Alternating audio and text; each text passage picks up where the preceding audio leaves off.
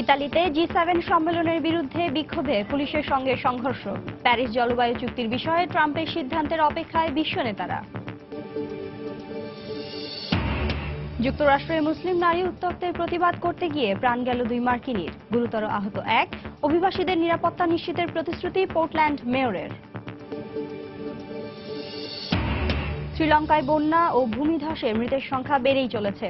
এ পর্যন্ত প্রায় 150 জনের প্রাণহানি, নিখোঁজ শতাধিক। ঘরবাড়ি হারা 5 লাখেরও বেশি মানুষ। এবং মক্কা থেকে ওমরা পালন শেষে ফেরার পথে রিয়াদ মদিনা মহাসড়কে যাত্রীবাহী 5টি গাড়ি দুর্ঘটনার কবলে, 7 জন নিহত, আহত 81।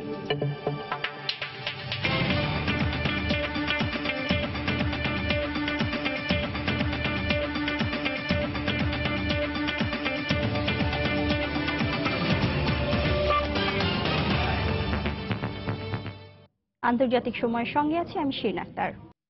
জলবায়ু পরিবর্তনের হুমকি মোকাবিলায় প্যারিস চুক্তিতে যুক্তরাষ্ট্রের থাকা না থাকা নিয়ে প্রেসিডেন্ট ট্রাম্পের সিদ্ধান্তের দিকে তাকিয়ে আছেন বিশ্ব নেতারা। ইতালিতে জি7 শীর্ষ সম্মেলনে চুক্তি বাস্তবায়নের বিষয়ে একমত হতে পারেননি শিল্পোন্নত দেশগুলোর জোটের নেতারা। এর পক্ষে 6টি দেশ নিজেদের সমর্থন পুনর্ব্যক্ত করলেও পরিষ্কার কোনো সিদ্ধান্ত জানায়নি যুক্তরাষ্ট্র। এক টুইট বার্তায় মার্কিন প্রেসিডেন্ট ট্রাম্প বলেন, প্যারিস চুক্তির বিষয়ে আগামী সপ্তাহে তিনি নিজের সিদ্ধান্ত জানাবেন। তবে জাতিসংঘের মহাসচিব অ্যান্তোনিও গুতেরেস জানিয়েছেন, কোনো একটি দেশের কারণে প্যারিস চুক্তি বাতিল হয়ে যাবে না।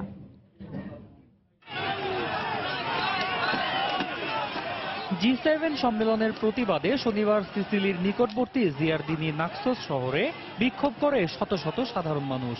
এ সময় বিক্ষোভকারীরা পুলিশের ব্যারিকেড ভেঙে সামনে এগোতে গেলে পুলিশের সঙ্গে সংঘর্ষ বাধে। পরিস্থিতি নিয়ন্ত্রণে টিয়ার গ্যাস ছোড়ে দাঙ্গা পুলিশ। এতে আহত হন বেশ কয়েকজন বিক্ষোভকারী। বাইরে যখন সংঘর্ষ, তখন ইতালির সিসিলি দ্বীপে অনুষ্ঠিত জি7 সম্মেলনের দ্বিতীয় দিনে অভিবাসী সংকট নিয়ে আফ্রিকান রাষ্ট্রপ্রধানদের সঙ্গে আলোচনায় বসেন জি7 নেতারা। এতে অংশ নেয় তিউনিসিয়া, কেনিয়া, ইথিওপিয়া, নাইজার ও নাইজেরিয়ার প্রতিনিধিরা। তবে সবকিছু ছাপিয়ে আলোচনায় প্রাধান্য পায় জলবায়ু পরিবর্তন ইস্যুটি। জলবায়ুর পরিবর্তন মোকাবিলায় এদিন প্যারিস জলবায়ু চুক্তি নিয়ে জোটের সদস্য রাষ্ট্রগুলোর মধ্যে দীর্ঘ আলোচনা হলেও জলবায়ু পরিবর্তন মোকাবিলায় কোনো মতৈক্যে পৌঁছাতে পারেনি জি7 নেতারা। বাস্তবতা হলো, দীর্ঘ আলোচনা সত্ত্বেও আমরা এখানে কোনো সিদ্ধান্তে পৌঁছাতে পারিনি। আমাদেরকে স্বীকার করতেই হবে, আন্তর্জাতিক একটি চুক্তির প্রতি সমর্থনে আমাদের মধ্যে এখনো দ্বিমত রয়ে গেছে। আমাদেরকে বুঝতে হবে, প্যারিস জলবায়ু চুক্তিটি কেবলমাত্র একটি কাগুজে সমঝোতাপত্র নয়, বিশ্বায়নের স্বার্থেই এর প্রতি সমর্থন দেওয়াটা জরুরি।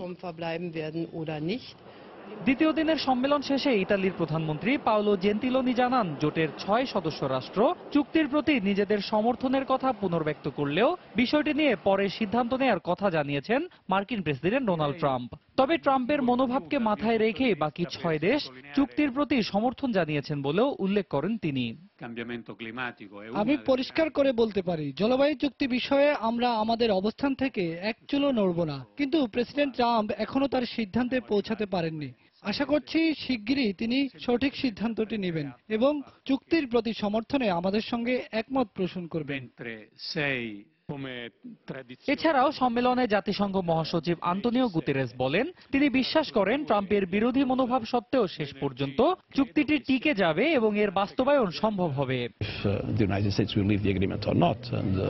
আশা করি যুক্তরাষ্ট্র বৈশ্বিক জলবায়ু হুমকি মোকাবিলায় কার্যকরী অবদান রাখবে, কিন্তু দেশটি যদি প্যারিস চুক্তি থেকে বেরিয়েও যায় তবে চুক্তিটি বাতিলের কোনো সম্ভাবনা নেই। অন্যান্য দেশ যদি প্যারিস চুক্তি অনুযায়ী বৈশ্বিক গড় তাপমাত্রা বৃদ্ধির হার 2 ডিগ্রি সেলসিয়াসের নিচে রাখার প্রতিশ্রুতি রক্ষা করে, তাহলে আমরা একটি নিরাপদ বিশ্ব পেতে পারি।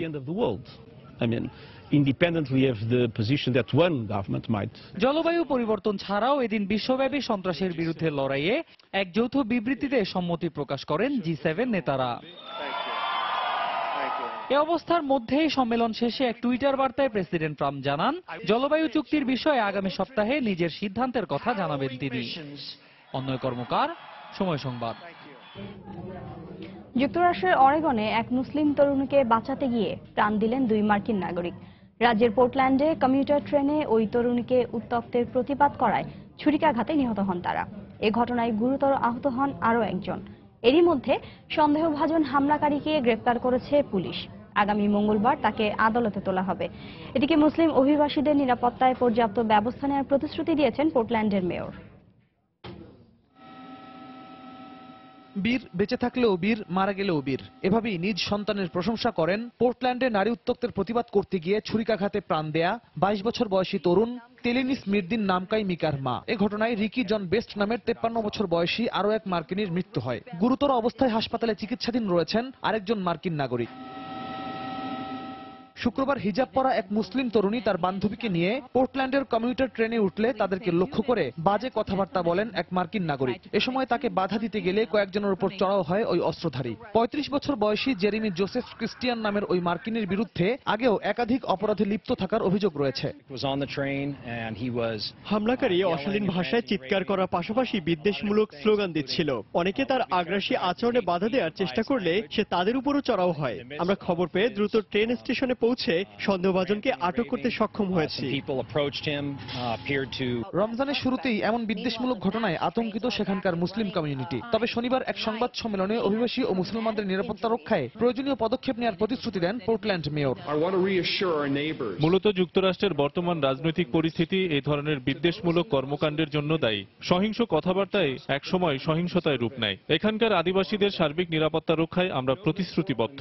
বিশেষ করে মুসলিম অভিবাসীরা যাতে নির্বিঘ্নে রোজা পালন করতে পারেন সেজন্য সব ব্যবস্থা গ্রহণ করা হবে। শুক্রবারের বিদ্বেষমূলক এই হামলার ঘটনা তদন্তের দায়িত্ব নিয়েছে FBI। আগামী মঙ্গলবার আদালতে অভিযুক্তের বিরুদ্ধে 2টি হত্যা ও অবৈধভাবে অস্ত্র রাখার অভিযোগ গঠন করা হতে পারে। রিয়াদুল ইসলাম, সময় সংবাদ। আন্তর্জাতিক সময় আরো দেখবেন। ট্রাম্প প্রশাসনে বড় ধরনের রদবদলের প্রস্তুতি চলছে, খবর ওয়াশিংটন পোস্টের। প্রথম বিদেশ সফর পররাষ্ট্রনীতির জন্য গুরুত্বপূর্ণ অগ্রগতি বললেন মার্কিন প্রেসিডেন্ট। শ্রীলঙ্কার দক্ষিণ ও পশ্চিমাঞ্চলে ভারী বৃষ্টিপাতের কারণে সৃষ্ট বন্যা ও ভূমিধসে মৃতের সংখ্যা বেড়েই চলেছে। এ পর্যন্ত প্রায় 150 জনের প্রাণহানির খবর জানিয়েছে স্থানীয় গণমাধ্যম। নিখোঁজ রয়েছে শতাধিক মানুষ। প্রাকৃতিক এই বৈরিতায় প্রায় 5 লাখ মানুষ ঘরবাড়ি হারিয়েছেন। আগামী কয়েকদিন ভারী বৃষ্টিপাত অব্যাহত থাকতে পারে বলে সতর্কতা জারি করেছে দেশটির আবহাওয়া বিভাগ। এ অবস্থায় বিশ্ব সম্প্রদায়ের সহযোগিতা চেয়েছে শ্রীলঙ্কার সরকার। গত সপ্তাহ থেকে শুরু হওয়া বিধ্বংসী বৃষ্টিতে বিপর্যস্ত হয়ে পড়েছে শ্রীলঙ্কার দক্ষিণ পশ্চিমাঞ্চলের 14টি জেলার জনজীবন। ভারী বৃষ্টিপাতে এসব অঞ্চলের হাজার হাজার ঘরবাড়ি, রাস্তাঘাট তলিয়ে গেছে। যোগাযোগ ব্যবস্থা ভেঙে পড়ায় ব্যাহত হচ্ছে উদ্ধার কাজ। এ অবস্থায় মানবতর জীবনযাপন করছেন লাখ লাখ মানুষ। গত 15-20 বছরেও এত পানি দেখিনি। বন্যা আমাদের শেষ করে দিয়ে গেল। রান্নাঘর ভেঙে পড়েছে, ঘরের চালের উপর দিয়ে পানি প্রবাহিত হচ্ছে। জীবন বাঁচাতে রাত 2টায় আমরা বেরিয়ে পড়ি। গতকাল এক প্যাকেট চাল পেয়েছি শুধু। বন্যায় মারাত্মকভাবে ক্ষতিগ্রস্ত হয়েছে শ্রীলঙ্কার পশ্চিম উপকূলের জেলা কালতুরা। অন্তত 5টি স্থানে ভূমিধসের কথা জানিয়েছে স্থানীয় কর্তৃপক্ষ। ক্ষতিগ্রস্তের উদ্ধারে পুলিশ এবং বেসামরিক সংস্থাগুলোর সঙ্গে সেনাবাহিনীর 2000 সদস্য কাজ করছে। শনিবার দুর্গত অঞ্চল থেকে 12,000 অধিবাসীকে উদ্ধার করা হয়েছে। বন্যা দুর্গতদের জন্য 185টি আশ্রয় কেন্দ্র খুলেছে দেশটির সরকার। এদিকে গলের নেলুয়ায় হেলিকপ্টারে করে দুর্গতদের উদ্ধারের সময় পড়ে গিয়ে দেশটির বিমান বাহিনীর এক সদস্য প্রাণ হারিয়েছেন বলে জানায় গণমাধ্যম। 2003 সালের পর শ্রীলঙ্কায় এটাই সবচেয়ে ভয়াবহ বন্যা। ওই সময় 250 জন প্রাণ হারান, উদ্বাস্তু হয় প্রায় 10,000 মানুষ। সতর্কবার্তায় আবহাওয়া অধিদপ্তর জানায় ওয়েস্টার্ন সাবারা গামুয়া, সাউদার্ন, সেন্ট্রাল এবং নর্থ ওয়েস্টার্ন প্রদেশে আরও কিছুদিন বৃষ্টি বা বজ্রবৃষ্টি অব্যাহত থাকবে। এদিকে শ্রীলঙ্কার সরকারের আবেদনের পরিপ্রেক্ষিতে ভারতীয় নৌবাহিনীর একটি জাহাজ ত্রাণ ও চিকিৎসা সহায়তা নিয়ে দেশটিতে পৌঁছেছে বলে জানা গেছে। ফাইয়াজ আহমেদ, সময় সংবাদ।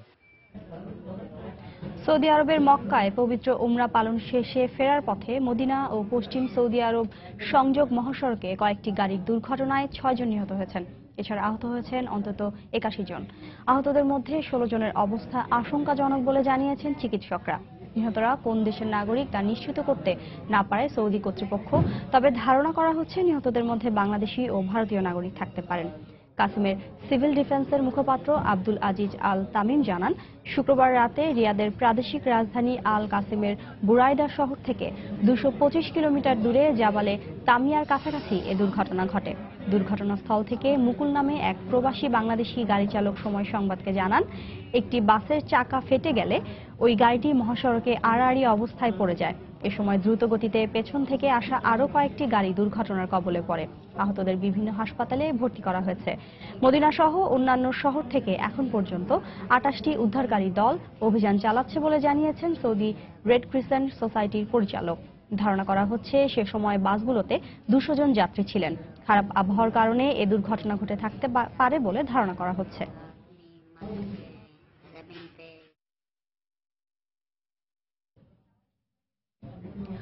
ঘটনার বিস্তারিত জানতে সময় সংবাদের সঙ্গে টেলিফোনে কথা হয়েছে ঘটনাস্থলে থাকা বাংলাদেশি গাড়ি চালক HM মুকুলের সঙ্গে। তিনি জানিয়েছেন বিস্তারিত। গত শুক্রবার বিকালে মদিনা থেকে ছেড়ে আসা ওমরা হজ করা যাত্রীবাহী বাসগুলা 200-300 কিলোমিটার আসলে মদিনা রিয়াদ মহাসড়কে সামনে থাকা আবুধাবিগামী বাসের সামনে টায়ার ব্রাস্ট হয়ে রাস্তার মাঝখানে আড়াআড়ি হয়ে যায়।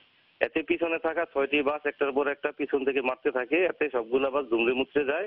এতে সাথে সাথেই 5-6 জন যাত্রী মারা যায় এবং শতাধিক যাত্রী আহত হয়।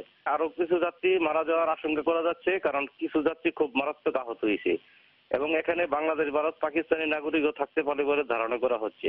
প্রশাসনিক এবং উদ্ধার কাজে বাধাগ্রস্ত হবে, এই জন্য প্রশাসন সব লোকজন দূরে সরায় দেওয়ার কারণে আমরা পুরোপুরি করতে পারি না আর কি। 6টি বাসের মধ্যে টোটাল 200-র উপরে যাত্রী ছিল। যুক্তরাজ্যের ম্যানচেস্টারে আত্মঘাতী বোমা হামলাকারী সালমান আবেদির ছবি প্রকাশ করেছে পুলিশ। সিসিটিভিতে ধারণ করা ওই ছবিগুলো হামলার রাতের বলে জানানো হয়। পুলিশ জানায়, হামলার 2 ঘন্টার মধ্যেই তারা সালমানের পরিচয় শনাক্ত করতে সক্ষম হয়। এদিকে সোমবারের হামলার পর ব্রিটেন জুড়ে জারি করা সর্বোচ্চ সতর্কতা এক ধাপ কমিয়েছে কর্তৃপক্ষ। এছাড়া হামলায় জড়িত সন্দেহে আরও 2 জনকে আটক করেছে পুলিশ। ম্যানচেস্টারের কনসার্টে আত্মঘাতী বোমা হামলার ঘটনায় শনিবার হামলাকারীর ছবি প্রকাশ করে পুলিশ। সিসিটিভিতে ধারণ করা সালমান আবেদি নামে 22 বছর বয়সী ওই যুবকের পরিচয় হামলার 2 ঘন্টার মধ্যেই শনাক্ত করতে সক্ষম হয় বলে দাবি করে ব্রিটিশ পুলিশ। তবে প্রকাশিত ছবি কবে কোথায় তোলা সে বিষয়ে নিশ্চিত করা হয়নি। এখন পর্যন্ত সন্দেহভাজন জঙ্গিদের খোঁজে 14টি স্থানে অভিযান চালিয়েছে পুলিশ। শনিবার হামলাকারীদের খোঁজে ম্যানচেস্টারের মসসাইড এলাকায় অভিযান চালায় পুলিশ। ছিল বোমা নিষ্ক্রিয়কারী দলও। এ সময় বাসিন্দাদের নিরাপদে সরিয়ে নেওয়া হয়। অব্যাহত এই অভিযানে হামলায় জড়িত সন্দেহে নতুন করে কয়েকজনকে আটক করা হয়েছে বলে জানায় পুলিশ। এর আগে 13 জনকে আটক করা হলেও পরে এক নারী ও 16 বছরের এক কিশোরকে ছেড়ে দেওয়া হয়। ব্রিটিশ পুলিশের দাবি, ইতোমধ্যে গ্রেপ্তার হয়েছে হামলার সঙ্গে জড়িতদের বেশ কয়েকজন। হামলার তদন্ত দ্রুত গতিতেই এগিয়ে চলছে। আমরা আরো 3 জনকে গ্রেফতার করেছি। এছাড়া পুলিশের হেফাজতে রয়েছে 11 জন। আরো কয়েকটি জায়গায় অভিযান চালানোর কথা রয়েছে। আশা করছি সেখান থেকেও হামলায় জড়িতদের গ্রেফতার করতে পারব।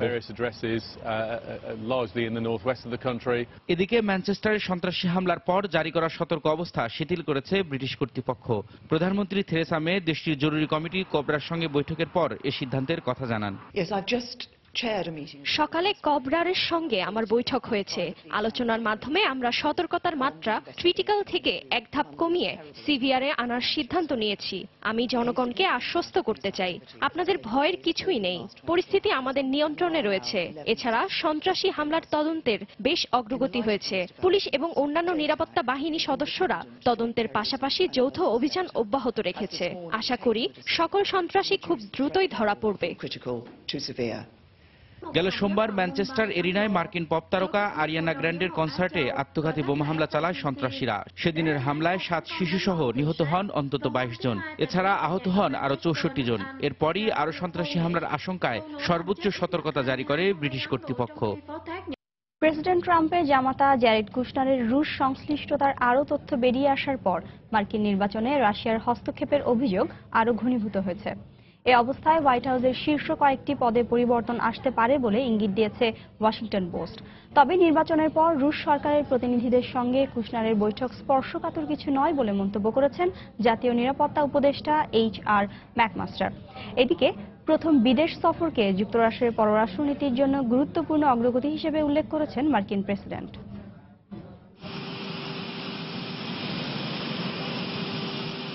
প্রথম বিদেশ সফর শেষে শনিবার রাতে দেশে ফেরেন প্রেসিডেন্ট ডোনাল্ড ট্রাম্প। 9 দিনের এ সফরে সৌদি আরব, ইসরায়েল, ইতালি ও বেলজিয়ামে যুক্তরাষ্ট্রের মিত্রদের সঙ্গে বৈঠক এবং ন্যাটো ও G7 সম্মেলনে যোগ দেন মার্কিন প্রেসিডেন্ট। ইতালির সিসিলি দ্বীপ থেকে যুক্তরাষ্ট্রের উদ্দেশ্যে যাত্রার আগে প্রথম সফরের প্রাপ্তি নিয়ে বিস্তারিত মন্তব্য না করলেও একে যুক্তরাষ্ট্রের নিরাপত্তা ও পররাষ্ট্র নীতির ক্ষেত্রে গুরুত্বপূর্ণ অগ্রগতি হিসেবে উল্লেখ করেন ট্রাম্প। মাত্র 9 দিনের সফর হলেও এটা ছিল যুক্তরাষ্ট্রের জন্য গুরুত্বপূর্ণ অগ্রগতির সফর। আমাদের পুরনো মিত্রদের সঙ্গে সম্পর্ক আরো গভীর হয়েছে। ন্যাটো ও G7 নেতাদের সঙ্গে বৈঠকেও ইতিবাচক আলোচনা হয়েছে। FBI প্রধান জেমস কমিকে বরখাস্তের সমালোচনা ও রুশ পররাষ্ট্রমন্ত্রীর সঙ্গে বৈঠকে স্পর্শকাতর তথ্য জানানোর অভিযোগ মাথায় নিয়ে প্রথম বিদেশ সফরে যান ট্রাম্প। তার দেশে ফেরার আগেই হোয়াইট হাউসের জ্যেষ্ঠ উপদেষ্টা ও জামাতা জ্যারেড কুশনারের বিরুদ্ধে রুশ সংশ্লিষ্টতার জোরালো অভিযোগ ওঠে। এর মধ্যেই শনিবার প্রশাসনিক সূত্রে পাওয়া তথ্যের ভিত্তিতে মার্কিন গণমাধ্যম ওয়াশিংটন পোস্ট জানায়, হোয়াইট হাউসের শীর্ষ কয়েকটি পদে পরিবর্তন আনতে যাচ্ছেন প্রেসিডেন্ট ট্রাম্প। নির্বাচনের পর প্রশাসনের কেউ না হয়েও ট্রানজিশন টিম বা ট্রাম্পের দায়িত্ব গ্রহণ কমিটির সঙ্গে কাজ করেন জামাতা জ্যারেড কুশনার। জানা গেছে, এই কমিটির সঙ্গে রুশ প্রেসিডেন্টের দপ্তর ক্রেমলিনের যোগাযোগ রক্ষার পাশাপাশি রাশিয়ার রাষ্ট্রদূত ও পুতিনের প্রতিনিধিদের সঙ্গে একাধিক গোপন বৈঠক করেন তিনি। সেই সময় রুশ সরকারের প্রতিনিধিদের সঙ্গে কুশনারের যোগাযোগ প্রশাসনিক দৃষ্টিতে বৈধ না হলেও এটি স্পর্শকাতর কিছু নয় বলে মন্তব্য করেছেন মার্কিন জাতীয় নিরাপত্তা উপদেষ্টা HR ম্যাকমাস্টার। সব সরকারি দায়িত্ব নেয়ার প্রাথমিক পর্যায়ে বিভিন্ন দেশের সঙ্গে যোগাযোগ করে থাকে। এটি সরকারের পররাষ্ট্র নীতির অংশ হতে পারে। কুশনার যদি রুশ রাষ্ট্রদূতের সঙ্গে বৈঠকে সন্দেহজনক কিছু আলোচনা করেও থাকেন, তা জাতীয় নিরাপত্তার জন্য উদ্বেগের কিছু নয়। কুশনারের রুশ সংযোগের ব্যাপারে গত কয়েকদিনে বেশ কিছু প্রতিবেদন প্রকাশের পর নিউ ইয়র্কের অ্যাটর্নি ও প্রেসিডেন্ট ট্রাম্পের ব্যক্তিগত আইন কর্মকর্তারা তথ্যের সত্যতা যাচাইয়ের জন্য ওয়াশিংটন পোস্টের সঙ্গে আলোচনায় বসতে যাচ্ছেন বলে জানা গেছে। এদিকে দেশে ফিরেই নিয়মিত সাপ্তাহিক ভাষণে হোয়াইট হাউসের প্রস্তাবিত বাজেটের ভূয়সী প্রশংসা করেন ট্রাম্প।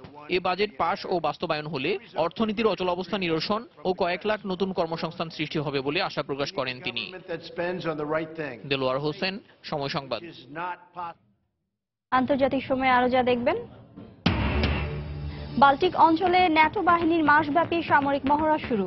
রুশ আগ্রাসন মোকাবিলায় এই উদ্যোগ মন্তব্য মার্কিন সেনাবাহিনীর, তীব্র নিন্দা পুতিনের। মিশরে খ্রিস্টানদের বহনকারী বাসে হামলায় 29 জন নিহতের ঘটনায় লিবিয়ায় জঙ্গি আস্তানায় বিমান হামলা আরও জোরদার করেছে মিশরীয় বিমান বাহিনী। শনিবার লিবিয়ার কয়েকটি অঞ্চলে চালানো এ বিমান হামলায় জঙ্গি গোষ্ঠী IS-এর বেশ কয়েকটি ক্যাম্প ও প্রশিক্ষণ কেন্দ্র গুড়িয়ে দেওয়া হয় বলে দাবি মিশরীয় কর্তৃপক্ষের। এছাড়াও বিমান হামলায় জঙ্গি গোষ্ঠীর ব্যবহৃত বেশ কয়েকটি যানবাহনও ধ্বংস করা হয় বলে জানানো হয়। এর আগে শুক্রবার মিশরে কপ্টিক খ্রিস্টানদের ওপর হামলার একদিন পর শনিবার এর দায় স্বীকার করে IS। হামলার পরপরই লিবিয়ার কয়েকটি অঞ্চলে জঙ্গি গোষ্ঠী IS-এর অবস্থান লক্ষ্য করে বিমান হামলা শুরু করে মিশরীয় বিমান বাহিনী।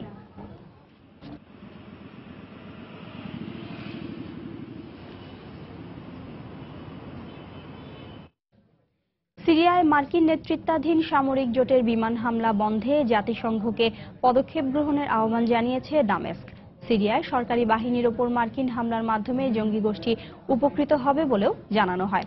সিরিয়ার পররাষ্ট্র মন্ত্রণালয়ের পক্ষ থেকে জাতিসংঘের মহাসচিবকে লেখা এক চিঠিতে মার্কিন বিমান হামলার নিন্দা জানানো হয়। চিঠিতে বলা হয়, সিরীয় সেনাবাহিনীর বিরুদ্ধে বিমান হামলার মাধ্যমে সন্ত্রাসীদের সহযোগিতা করছে যুক্তরাষ্ট্র। এর মাধ্যমে সন্ত্রাসীরা আরও শক্তিশালী হয়ে উঠবে বলেও জানানো হয়। গেল সপ্তাহে দের আল জোর প্রদেশে মার্কিন নেতৃত্বাধীন সামরিক জোটের বিমান হামলায় অন্তত 35 বেসামরিক নাগরিক নিহত হয়। এরপরই জাতিসংঘের কাছে প্রতিক্রিয়া দেখালো দামেস্ক। মসুলে IS-এর সর্বশেষ ঘাঁটি পুনরুদ্ধারে অভিযান শুরু করেছে ইরাকের সরকারি বাহিনী। জঙ্গিদের বিরুদ্ধে অভিযান শুরুর আগে ওই এলাকায় বিমান থেকে লিফলেট ছড়ে ইরাকের বিমান বাহিনী। ফলে স্থানীয়দের এলাকা ত্যাগ করার নির্দেশ দেওয়া হয়। মানবাধিকার সংস্থাগুলো জনগণের নিরাপত্তা নিয়ে উদ্বেগ প্রকাশ করেছে। এদিকে মসুলের মার্কিন বিমান হামলায় শতাধিক ব্যক্তি নিহত হওয়ার বিষয়টি স্বীকার করেছে যুক্তরাষ্ট্রের প্রতিরক্ষা দপ্তর পেন্টাগন। ওই হামলার পর আন্তর্জাতিক মহলে তীব্র সমালোচনা শুরু হয়। ইরাকে মার্কিন নেতৃত্বাধীন জোট এখন পর্যন্ত প্রায় 13,000 বিমান হামলা চালিয়েছে। মার্কিন প্রেসিডেন্ট ডোনাল্ড ট্রাম্পের শপথ গ্রহণের পর বেসামরিক নাগরিক নিহতের ঘটনা আরও বেড়েছে বলে তদন্তে উঠে আসে।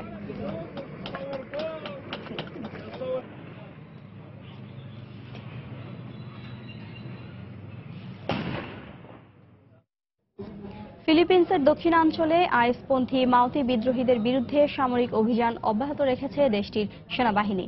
রোববার ওই হামলায় অভিযান চালিয়ে 8টি মরদেহ উদ্ধার করা হয়। জঙ্গিদের নির্মূল না করা পর্যন্ত এই অভিযান অব্যাহত রাখার ঘোষণা দিয়েছে সেনাবাহিনী।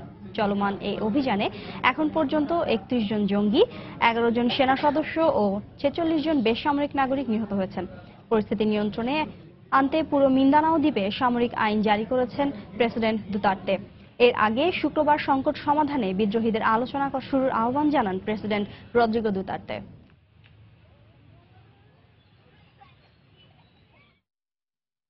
মালয়েশিয়ায় আইএসের সঙ্গে জড়িত সন্দেহে 6 ব্যক্তিকে আটক করেছে দেশটির স্পেশাল ব্রাঞ্চের কাউন্টার টেরোরিজম ইউনিট।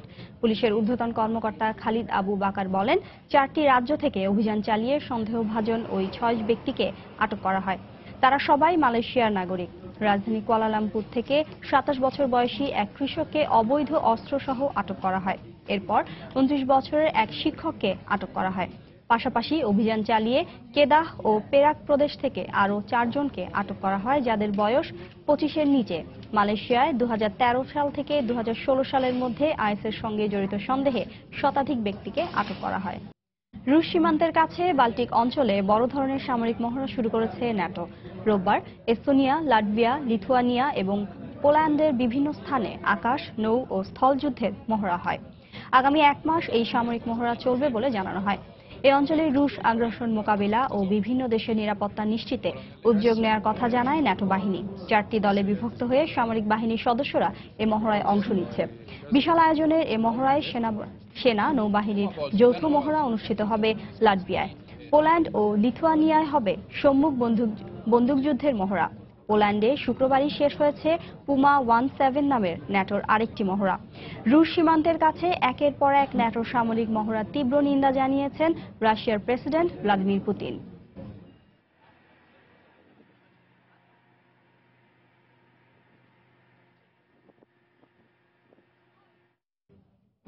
নতুন একটি বিমান বিধ্বংসী অস্ত্রের পরীক্ষা চালিয়েছে উত্তর কোরিয়া। রোববার দেশটির বার্তা সংস্থা KCNA জানায়, সর্বোচ্চ নেতা কিম জং উন এই অস্ত্রের পরীক্ষা পর্যবেক্ষণ করেছেন। খবরে বলা হয়, নতুন এ অস্ত্র যে কোনো দিক থেকে উড়ে আসা যুদ্ধবিমান শনাক্ত ও আঘাত করতে পারবে। উত্তর কোরিয়ার জাতীয় প্রতিরক্ষা প্রযুক্তি একাডেমি এটি তৈরি করেছে। বিমান বিধ্বংসী এমন আরও প্রতিরক্ষা ব্যবস্থার উন্নয়নে কাজ চলছে বলে জানানো হয়। মাত্র 1 সপ্তাহ আগেই একটি ব্যালিস্টিক ক্ষেপণাস্ত্রের পরীক্ষা চালায় উত্তর কোরিয়া। জাতিসংঘ ও আন্তর্জাতিক নিষেধাজ্ঞা উপেক্ষা করেই ক্ষেপণাস্ত্র ও পরমাণু অস্ত্রের উন্নয়ন চালু রেখেছে দেশটি। যুক্তরাষ্ট্র উত্তর কোরিয়ার উপর থেকে হুমকি প্রত্যাহার না করা পর্যন্ত ক্ষেপণাস্ত্র ও প্রতিরক্ষা ব্যবস্থার উন্নয়ন চালিয়ে যাবে বলে হুঁশিয়ারি দিয়েছে পিয়ংইয়ং।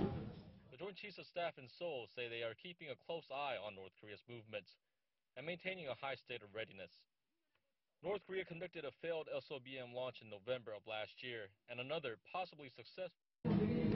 ভেনেজুয়েলায় প্রেসিডেন্ট নিকোলা মাদুরো বিরোধী বিক্ষোভ অব্যাহত রয়েছে। সরকার বিরোধী এ বিক্ষোভে পুলিশের সঙ্গে বিক্ষোভকারীদের ব্যাপক সংঘর্ষ হয়েছে। এতে আহত হয়েছে অনেক মানুষ। চলমান এ সংঘাতে নিহতের সংখ্যা বেড়ে 58 জনে দাঁড়িয়েছে। এদিকে নতুন সংবিধান প্রণয়নের মাধ্যমে ভেনেজুয়েলায় চলমান সংকট কাটিয়ে ওঠা সম্ভব বলে মনে করেন প্রেসিডেন্ট মাদুরো। সরকার বিরোধী বিক্ষোভে উত্তাল ভেনেজুয়েলার রাজপথ। দেশটির রাজধানী কারাকাসে প্রেসিডেন্ট মাদুরো বিরোধী বিক্ষোভে ফেটে পড়ে কয়েক হাজার মানুষ। পুলিশ তাদের ছত্রভঙ্গ করার চেষ্টা করলে শুরু হয় ধাওয়া পাল্টা ধাওয়া। বিক্ষুব্ধ জনতা পুলিশকে লক্ষ্য করে ইট পাটকেল নিক্ষেপ করে। পরিস্থিতি নিয়ন্ত্রণে পুলিশ টিয়ার গ্যাস ও জলকামান ব্যবহার করে। এতে আহত হন বেশ কয়েকজন। আটক করা হয় অনেক বিক্ষোভকারীকে। বিগত 2 মাস ধরে আগাম নির্বাচন, খাদ্য ও ওষুধ সংকট নিরসনের দাবিতে আন্দোলন করে আসছেন সেখানকার জনগণ। চলমান সংকটে আমরা সাধারণ মানুষ ভোগান্তির সম্মুখীন হচ্ছি। খাদ্য, চিকিৎসা, চাকুরি সব দিকেই সংকট। সরকারের এই বিষয়ে কোনো পদক্ষেপই নেই। যতদিন না মাদুরো পদত্যাগ করেন, আমরা সরকার বিরোধী বিক্ষোভ অব্যাহত রাখব। ভেনেজুয়েলার চলমান পরিস্থিতি মোকাবিলায় প্রেসিডেন্ট নিকোলাস মাদুরো দেশটির সংবিধান পরিবর্তনের ঘোষণা দেওয়ার পর আবারও বিক্ষোভ শুরু করে সাধারণ মানুষ। দেশটির নির্বাচন কমিশন জানায়, তারা ইতোমধ্যে নির্বাচনের প্রস্তুতি শুরু করেছে। সংসদীয় নির্বাচন এ বছরের 10 ডিসেম্বর অনুষ্ঠিত হবে বলে জানানো হয়। আফরিন জেরিন, সময় সংবাদ। কর্মসংস্থানের দাবিতে স্পেনের মাদ্রিদে বিক্ষোভ করেছে কয়েক হাজার মানুষ। শনিবার সরকারিভাবে কর্মসংস্থান সৃষ্টি ও বেকার সমস্যা দূরীকরণের দাবিতে মাদ্রিদের রাস্তায় বিক্ষোভ করে তারা। বিক্ষোভকারীরা বলেন, কর্মসংস্থানের অভাবে প্রতিদিনই বেকার হয়ে পড়ছে শত শত শিক্ষিত যুবক, যার কারণে সামাজিক অবক্ষয় ও দারিদ্র্য সীমা বেড়েই চলেছে। দেশটির পরিসংখ্যান দপ্তরের হিসেব অনুযায়ী মোট জনসংখ্যার 18.75% মানুষ বর্তমানে বেকার অবস্থায় রয়েছে। ইউরোপের দেশগুলোর মধ্যে বেকার সমস্যায় স্পেনকে দ্বিতীয় দেশ হিসেবে ধরা হয়।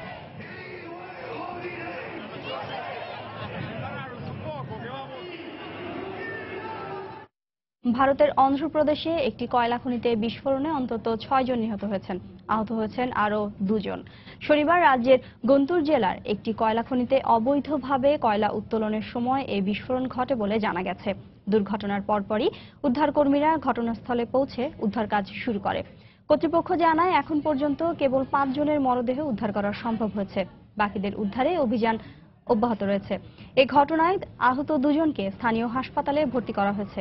দুর্ঘটনার কারণ খতিয়ে দেখা হচ্ছে বলে জানায় পুলিশ। এই ঘটনায় জড়িতদের বিরুদ্ধে ব্যবস্থা নেওয়া হবে বলেও পুলিশের পক্ষ থেকে আশ্বাস দেওয়া হয়।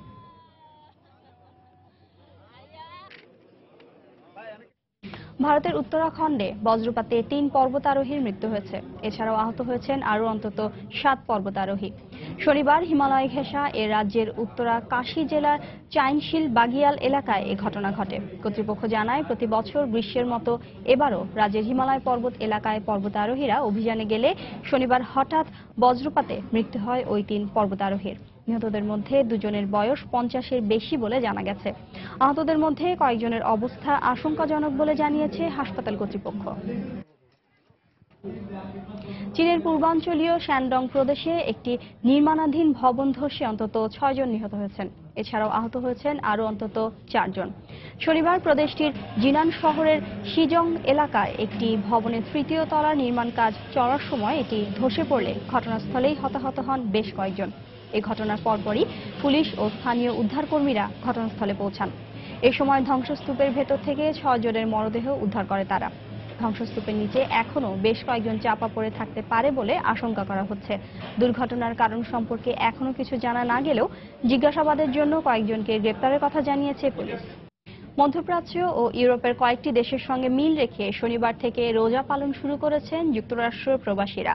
শুক্রবার দিবাগত রাতে সেহরি খেয়ে এবছর প্রথম দিনের রোজা পালন শুরু করেন প্রবাসী বাংলাদেশিরা। এবার যুক্তরাষ্ট্রের রোজার সময় দীর্ঘ 16 ঘন্টা হলেও আবহাওয়া ভালো থাকায় সন্তুষ্টি প্রকাশ করেছেন তারা। এদিকে রোজার প্রথম দিনে নিউ ইয়র্কের রেস্টুরেন্টগুলোতে ইফতার কেনার ভিড় দেখা গেছে। যুক্তরাষ্ট্র থেকে টিএম মামুনের ক্যামেরায় শিহাবুদ্দিন কিসলুর রিপোর্ট। সৃষ্টিকর্তার করুণা আর সান্নিধ্য অর্জনে শুক্রবার রাতে তারাবি নামাজ পড়ে শনিবার থেকে রোজা পালন শুরু করেন যুক্তরাষ্ট্র প্রবাসীরা। সিয়াম সাধনার এ মাসে ধর্মপ্রাণ প্রবাসীদের জন্য রেস্টুরেন্টগুলোতে পসরা সাজে হরেক রকমের ইফতার সামগ্রী। নিউ ইয়র্কের বাঙালি অধ্যুষিত জামাইকা, জ্যাকসন হাইটস, অ্যাস্টোরিয়ার রেস্টুরেন্টগুলো ঘুরে প্রবাসীদের মাঝে ইফতার কেনার ভিড় লক্ষ্য করা গেছে। রোজা রাখার সময় দীর্ঘ হলেও প্রথম দিনের রোজা পালনে কষ্ট হয়নি বলে জানালেন রোজাদারেরা। শনিবার রোজার প্রথম দিন বেশিরভাগ প্রবাসী বাসায় ইফতার করেন। পরিবার পরিজনের সঙ্গে সুষ্ঠুভাবে রোজা রাখতে পেরে সন্তুষ্টি প্রকাশ করেছেন তারা। রোজা রেখেছি এবং আমরা আমাদের পরিবার পরিজন নিয়ে বাসায় আল্লাহর রহমতে ইফতার সম্পন্ন করেছি এবং এখন আমরা যেখানে আসছি তারাবির নামাজ পড়ার জন্য। প্রবাসের মতো জায়গায় ফ্যামিলির সাথে একসাথে ইফতার করা এবং এটার আমেজ এবং আনন্দই অন্যরকম। তবে পবিত্র রমজানে দেশের স্বজনদের থেকে দূরে থাকার কষ্টের কথাও জানিয়েছেন অনেকে। যদি দেশে থাকতে পারতাম তো দেশের পরিবারজন নিয়ে ইফতার করতে পারতাম। তারপর আমরা এখানে আমাদের যে বন্ধু বান্ধব সেটাই আমাদের পরিবার, আমরা সবাই একসাথে ইফতার করেছি, অনেক ভালো লেগেছে। নিউ ইয়র্কে লক্ষাধিক সহ যুক্তরাষ্ট্রে 3.5 লাখেরও বেশি ধর্মপ্রাণ প্রবাসী রোজা পালন করছেন বলে জানা গেছে। শিহাবুদ্দিন কিসলু, সময় সংবাদ, নিউ ইয়র্ক, যুক্তরাষ্ট্র। দখলকৃত ভূখণ্ড ফিলিস্তিনকে ফিরিয়ে দিতে ইসরায়েল সরকারের প্রতি আহ্বান জানিয়েছেন দেশটির মানবাধিকার সংগঠনের কর্মীরা। ইসরায়েল কর্তৃক পূর্ব জেরুজালেম দখলের 50 বছর পূর্ণ হওয়া উপলক্ষে শনিবার রাজধানী তেল আবিবে বিক্ষোভ সমাবেশ করেন তারা। র্যালিতে উপস্থিত হয়ে ইসরায়েলের বিরোধী দল লেবার পার্টির নেতা ইসাক হারজুগ জানান, স্বাধীন ফিলিস্তিন প্রতিষ্ঠাই কয়েক দশক ধরে চলা সহিংসতা বন্ধের একমাত্র উপায়। শান্তি প্রতিষ্ঠার সুযোগ এড়িয়ে যাওয়ায় প্রধানমন্ত্রী বেনিয়ামিন নেতানিয়াহুর সমালোচনা করেন ইসাক। 1967 সালে 6 দিনের যুদ্ধে পশ্চিম তীর, পূর্ব জেরুজালেম এবং আল কুদস দখলে নেয় ইসরায়েল। দখলে নিলেও আন্তর্জাতিক সম্প্রদায় জেরুজালেম ও আল কুদসকে ইসরায়েলের অংশ হিসেবে স্বীকৃতি দেয়নি। এরপর থেকেই ইসরায়েল জোরপূর্বক এই এলাকাগুলোতে বসতি স্থাপন করে আসছে।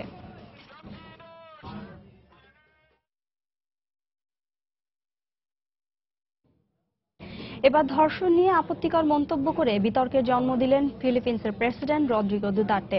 সেনাবাহিনীর একটি ক্যাম্পে কৌতুক করে দুতার্তে বলেন 3 জন নারীকে ধর্ষণ করা যায়, তবে এর বেশি নয়। তিনি বলেন 3 জনের বেশি নারীকে ধর্ষণ করা হলে আটক করা হবে। তার এই মন্তব্যের পরই তীব্র সমালোচনা শুরু করেছে মানবাধিকার সংগঠনগুলো। তারা বলছে প্রেসিডেন্ট দুতার্তের এই মন্তব্য অত্যন্ত বিরক্তিকর। দুতার্তের এই বক্তব্য নিয়ে এরই মধ্যে সামাজিক যোগাযোগ মাধ্যমে সমালোচনার ঝড় উঠেছে। সাবেক মার্কিন প্রেসিডেন্ট বিল ক্লিন্টনের মেয়ে চেলসি ক্লিন্টন বলেছেন ধর্ষণ কোনো মজার বিষয় নয়। তিনি যা বলেছেন তা অত্যন্ত মানহানিকর।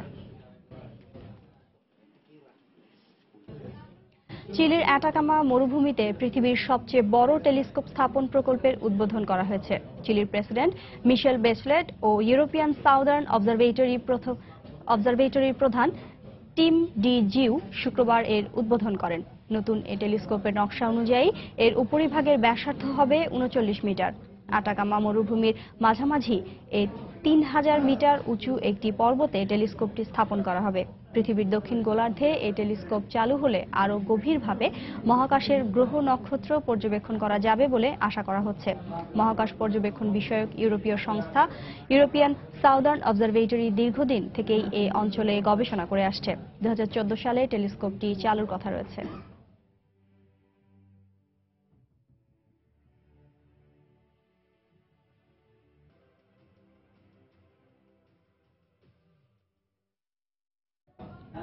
বিশ্ব চলচ্চিত্র আসরে সবচেয়ে প্রভাবশালী এবং মর্যাদাপূর্ণ অনুষ্ঠান কান চলচ্চিত্র উৎসবের পর্দা নামছে আজ। 17 মে শুরু হওয়া 70তম কানের পুরস্কার প্রদান অনুষ্ঠানের মধ্য দিয়ে শেষ হবে 11 দিনের এই আসর। উৎসবের মূল কেন্দ্র প্যালেডি ফেস্টিভ্যাল ভবনের গ্র্যান্ড থিয়েটার লুমিয়েরে তারকাদের অংশগ্রহণ ও নানা আয়োজনের মধ্য দিয়ে স্থানীয় সময় সন্ধ্যায় শুরু হবে সমাপনী অনুষ্ঠান। কানের সর্বোচ্চ পুরস্কার স্বর্ণপাম। সবার কৌতূহল, এবার স্বর্ণপাম যাবে কোন দেশে এবং কোন পরিচালকের হাতে উঠবে এ পুরস্কার। মূল প্রতিযোগিতায় পাম দ বা স্বর্ণপাম পুরস্কার জেতার লড়াইয়ে রয়েছে 19 জন পরিচালকের তৈরি 19টি চলচ্চিত্র, যার মধ্যে ফ্রান্সেরই রয়েছে 10টি।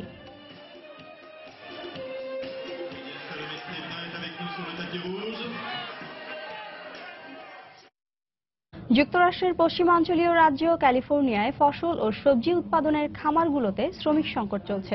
খামার মালিকরা চাষাবাদের জন্য মেক্সিকান শ্রমিকদের উপর নির্ভরশীল হলেও অবৈধ শ্রমিকদের বিরুদ্ধে ট্রাম্প প্রশাসনের ধরপাকড় অভিযান ও কড়াকড়ি আরোপের ফলে বিপাকে পড়েছেন খামারিরা। এ অবস্থায় কৃষি খাতে উৎপাদন ধরে রাখতে মেক্সিকোর শ্রমিকদের জন্য স্বল্পমেয়াদী ভিসা প্রক্রিয়া আরও সহজ করার আহ্বান জানিয়েছেন তারা। প্রশান্ত মহাসাগরীয় উপকূলের কাছাকাছি ক্যালিফোর্নিয়ার স্যালিনাস ও কিং শহর দুটি সবজি উৎপাদনের জন্য সালাদ বোল অব দ্য ওয়ার্ল্ড নামে পরিচিত। বিস্তীর্ণ অঞ্চল জুড়ে এই উর্বর জমিতে প্রায় সারা বছরই নানা সবজি ও ফসলের চাষ করেন স্থানীয় খামারিরা। যুক্তরাষ্ট্রের প্রায় সবকটি শহরের সুপার শপ ও রেস্টুরেন্টগুলোতে সবজির যোগান আসে ক্যালিফোর্নিয়ার এই অঞ্চল থেকেই। স্থানীয় শ্রমিকেরা ক্রমেই কৃষি ছেড়ে অন্য পেশায় চলে যাওয়ায় কয়েক দশক ধরে এখানকার চাষাবাদ মেক্সিকান শ্রমিকদের উপর নির্ভরশীল। কিন্তু প্রেসিডেন্ট ট্রাম্প দায়িত্ব নেওয়ার পর মেক্সিকো সীমান্তে কড়াকড়ি আরোপ ও বৈধ কাগজপত্রহীন শ্রমিকদের ধরপাকড়ের অভিযান শুরু হওয়ায় অনেকেই গা ঢাকা দিয়েছেন। এছাড়া অবৈধ শ্রমিকদের নিয়োগ না দিতে খামারিদেরও সতর্ক করেছে প্রশাসন। এ অবস্থায় কয়েক মাস ধরে শ্রমিক সংকটে পড়েছেন খামারিরা। আমি 30 বছর ধরে চাষাবাদ করছি। এমন সংকটে আগে কখনো পড়িনি। স্থানীয়দের না পেয়ে বাধ্য হয়ে মেক্সিকো থেকে শ্রমিক আনতে হয় আমাদের। শ্রমিকদের স্বল্পমেয়াদী ভিসার ক্ষেত্রে সরকার কিছু নীতিমালা শিথিল করলে আমরা উপকৃত হব। এখানকার খামারগুলোতে সাধারণত নির্দিষ্ট মৌসুমের কৃষিকাজের জন্য স্বল্পমেয়াদী শ্রমিক ভিসা H2 এর মাধ্যমে মেক্সিকো থেকে শ্রমিক আনা হয়। কিন্তু ট্রাম্প প্রশাসনে কৃষিমন্ত্রী কিংবা শ্রমমন্ত্রী হিসেবে এখনো কেউ নিশ্চিত না হওয়ায় এই দুটি বিভাগের কাজে গতি আসেনি। ফলে বিদেশি শ্রমিক আনার ক্ষেত্রেও খামার মালিকদের বিড়ম্বনায় পড়তে হচ্ছে। ক্যালিফোর্নিয়ার এই কৃষি খামারগুলোতে বাসস্থান ও পরিবহন সুবিধার পাশাপাশি প্রতি ঘন্টায় কাজের জন্য শ্রমিকদের $12 করে দেয়া হয়। ট্রাম্প মেক্সিকানদের প্রতি ক্ষুব্ধ হলেও প্রতিবেশী দেশটিতে কাজের এই সুযোগ তাদের জন্য বেশ লোভনীয়। আমরা প্রেসিডেন্ট ট্রাম্পকে দেখাতে চাই মেক্সিকান শ্রমিকরা খুবই পরিশ্রমী, তারা যথাযথ শ্রম দিয়ে এদেশ থেকে অর্থ নেয়। এখানে আমরা একদিনে যা আয় করতে পারি তা মেক্সিকোতে এক সপ্তাহেও সম্ভব নয়। এখানকার আয় দিয়ে আমি মেক্সিকোতে নিজের বাড়ি করেছি, জমি কিনেছি। প্রেসিডেন্ট ডোনাল্ড ট্রাম্প দায়িত্ব নেওয়ার পর থেকেই দেশীয় উৎপাদন বৃদ্ধি ও মার্কিনদের জন্য কর্মসংস্থানের কথা বলে আসছেন। শিল্প খাতের পুনর্জাগরণে কর্পোরেট কর কমানো সহ নানা উদ্যোগ নিলেও কৃষি খাতের উন্নয়নে কোনো পরিকল্পনার কথা জানাননি তিনি। এই অবস্থায় কৃষি খামারগুলোতে পর্যাপ্ত শ্রমিকের যোগান নিশ্চিত করতে ভিসা ব্যবস্থা সহজ না করলে উৎপাদনের নেতিবাচক প্রভাব পড়বে বলে জানিয়েছেন খামার মালিকেরা। দেলোয়ার হোসেন, সময় সংবাদ। আন্তর্জাতিক সময়ের শীর্ষ সংবাদ জানিয়ে দিচ্ছি আরেকবার।